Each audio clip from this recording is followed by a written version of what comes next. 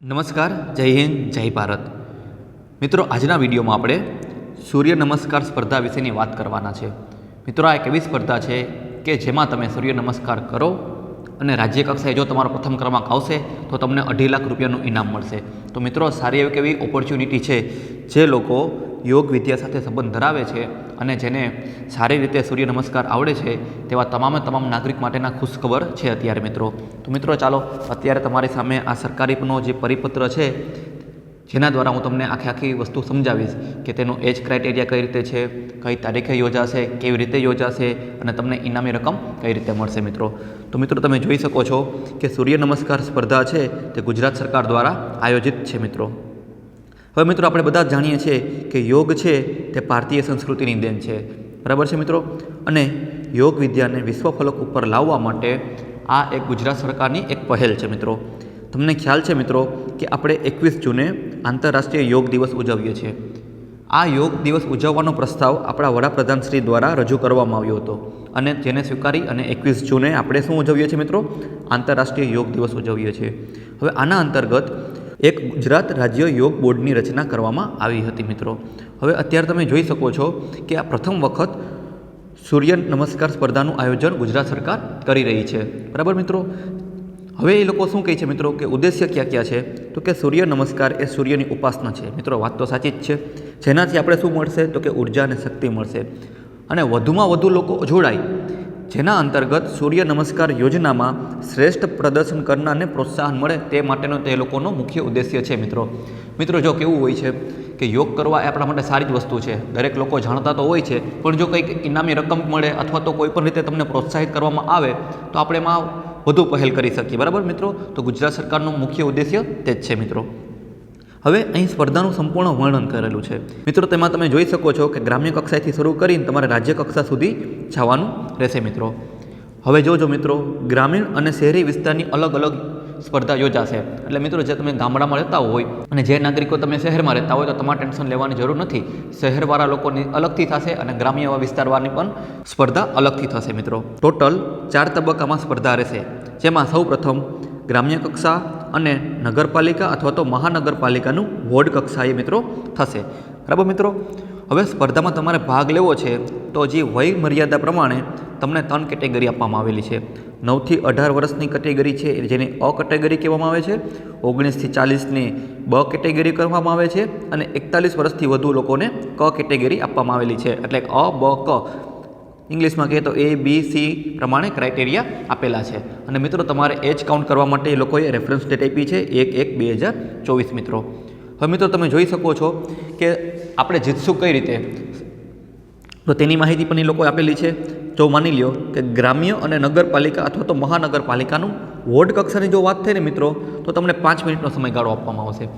આ 5 મિનિટમાં જે સ્પર્ધક સૌથી વધુ સૂર્ય નમસ્કાર કરશે તે વિજેતા બનશે. ફોર એક્ઝામ્પલ કે 5 લોકો છે, 5 લોકોમાં કોઈ 5 મિનિટમાં 5 કર્યા છે, કોઈ 10 કર્યા, કોઈ 12 કર્યા, કોઈ 15 કર્યા. તો જે લોકોએ 15 સૂર્ય નમસ્કાર કર્યા છે તે જીતી જશે, બરાબર છે મિત્રો.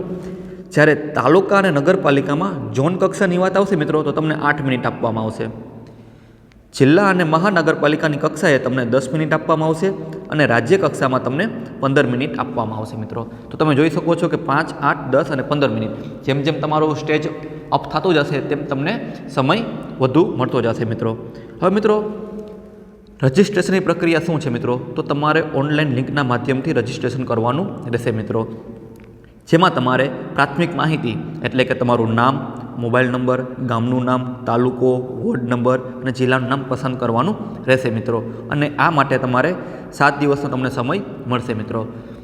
હવે રજિસ્ટ્રેશન થઈ ગયા બાદ ક્યારે તમારું કઈ જગ્યાએ સ્પર્ધા છે તેની સંપૂર્ણ માહિતી તમને મોબાઈલ નંબર અને મેલ આઈડીના માધ્યમથી જાણ કરવામાં આવશે મિત્રો. ધ્યાન રાખજો, કોઈ જાતનો તમને ફોન આવશે નહીં.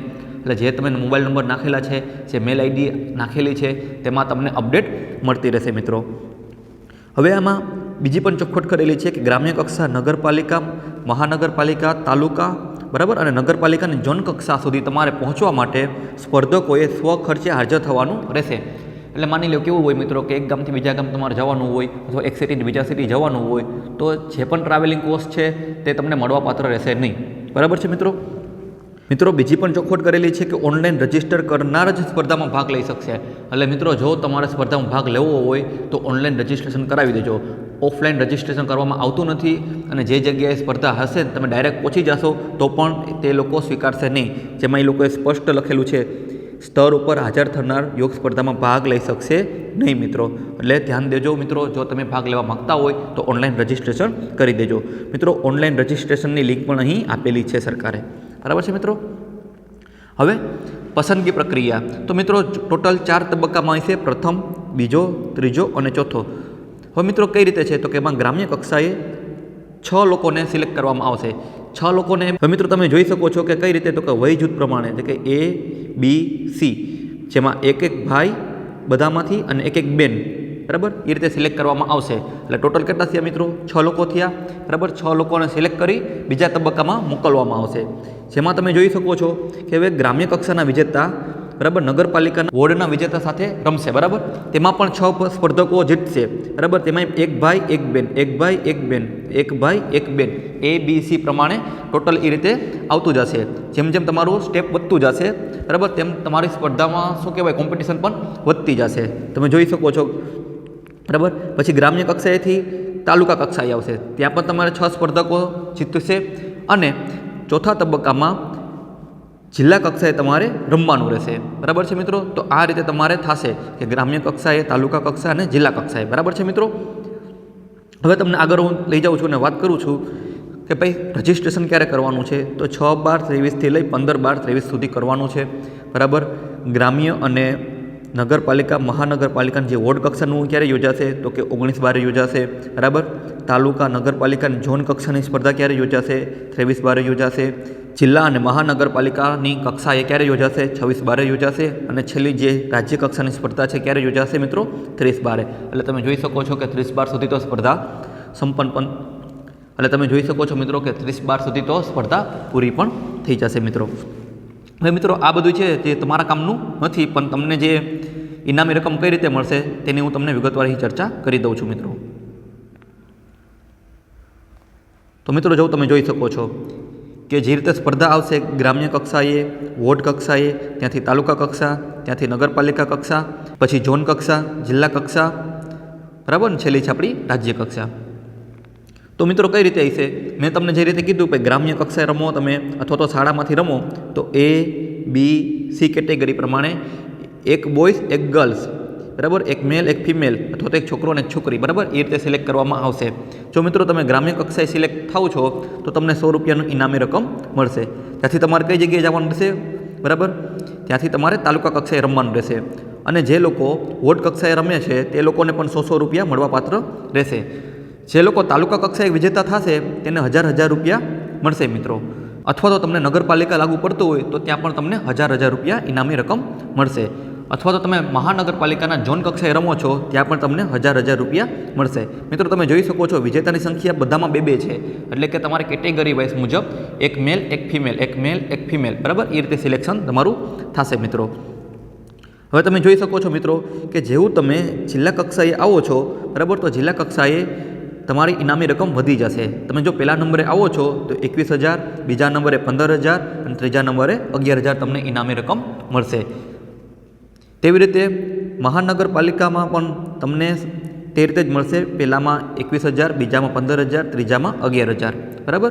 હવે રાજ્ય કક્ષાએ આ ઇનામી રકમ થઈ વધી જશે, જેમાં તમને 2.5 લાખ રૂપિયા પહેલા નંબરને, પછી બીજા નંબરને 1,75,000 અને ત્રીજા નંબરને 1 લાખ રૂપિયા મળવાપાત્ર રહેશે મિત્રો. તમે જોઈ શકો છો કે જે પહેલો નંબર છે એમાં અલગ અલગ કેટેગરીમાં આપવામાં આવશે, જેમાં બોയ്સમાં પણ અલગ રહેશે અને ગર્લ્સમાં પણ અલગ રહેશે.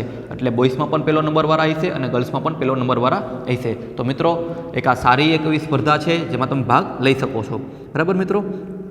હવે તમને એક અહીં પેમ્પલેટ દ્વારા તમને રજૂ કરી દઉં છું, જેથી કરીને તમને સંપૂર્ણ ડિટેલ્સ છે હું તમને ટૂંકમાં આખી સમરી આપી દઉં મિત્રો. આ સ્પર્ધાનું આયોજન કોણ કરે છે મિત્રો? ગુજરાત રાજ્ય યોગ બોર્ડ દ્વારા આ સ્પર્ધાનું આયોજન કરવામાં આવેલું છે, બરાબર. સ્પર્ધાનું નામ શું છે મિત્રો? રાજ્યવ્યાપી સૂર્ય નમસ્કાર મહાઅભિયાન સ્પર્ધા, બરાબર. સ્પર્ધા 2023-24ની છે. મેં તમને જેમ કીધું એમ ગ્રામ્ય, શાળા, નગરપાલિકા, મહાનગરપાલિકા, બરાબર, જેમાં કેટલી મિનિટ આપવામાં આવશે? 5 મિનિટ આપવામાં આવશે, બરાબર. પછી આપણે વાત કરીએ તાલુકા કક્ષાની તો તાલુકા કક્ષામાં પણ તમે જોઈ શકો છો નગરપાલિકા, મહાનગરપાલિકા, જેમાં તમને 8 મિનિટ આપવામાં આવશે. પછી જિલ્લા અને મહાનગરપાલિકામાં 10 મિનિટનો સમય આપવામાં આવશે અને રાજ્ય કક્ષાએ તમને 15 મિનિટનો સમય આપવામાં આવશે. આટલા સમયમાં જે લોકો મેક્સિમમ સૂર્ય નમસ્કાર કરશે તે લોકો વિજેતા બનશે મિત્રો. અને જે કેટેગરી છે 3 છે ને, અ, બ અને ક, જેમાં 9 થી 18, 19 થી 40 અને 41 થી વધુ, અથવા તમે આને A, B, C પણ કહી શકશો. તમામ કક્ષાએ રમનાર સ્પર્ધકોને ડિજિટલ સર્ટિફિકેટ આપવામાં આવશે મિત્રો. એટલે મિત્રો, જો તમે ભાગ લ્યો છો અને તમને કોઈ જીતતા નથી, બરાબર, તો તમારે ટેન્શન લેવાની જરૂર નથી. તમને સર્ટિફિકેટ તો આપવામાં જ આવશે. અને તમે જો મિત્રો રકમ પણ જોઈ શકો છો, જેમાં રાજ્ય કક્ષાએ પ્રથમ વિજેતાને 2.5 લાખ, દ્વિતીય કક્ષાએ 1,75,000 અને ત્રીજાએ 1 લાખ રૂપિયાનું ઇનામ મળશે. અને તમે આ પણ જોઈ શકો છો કે જિલ્લા અને મહાનગરપાલિકામાં કેટલું મળશે મિત્રો? પ્રથમને 21,000, બીજાને 15,000, ત્રીજાને 11,000. અને જે ગ્રામ્યમાં અને શાળામાં તમે રમશો વોર્ડ કક્ષાએ, ત્યાં તમને 101 રૂપિયા આપવામાં આવશે મિત્રો. તો મિત્રો, આ સંપૂર્ણ ડિટેલ્સ મેં તમને અહીં રજૂ કરેલી છે મિત્રો. આ ઉપરાંત અહીં રજિસ્ટ્રેશનની લિંક પણ આપેલી છે મિત્રો. તો ત્યાં જઈ અને તમે રજિસ્ટ્રેશન કરાવી શકો છો મિત્રો. આવા જ યોજનાને લગતા અથવા સ્પર્ધાને લગતા અથવા તો ગવર્મેન્ટ જોબને લગતા વિડીયો જોવા માટે અમારી ચેનલને સબસ્ક્રાઈબ કરી લેજો. અમારી ચેનલનું નામ છે અપડેટ નોલેજ ફોર ઇન્ફોર્મેશન. મિત્રો, જો તમને આ વિડીયો ગમ્યો હોય તો લાઇક કરો, શેર કરો. Thank you. જય હિન્દ, જય ભારત.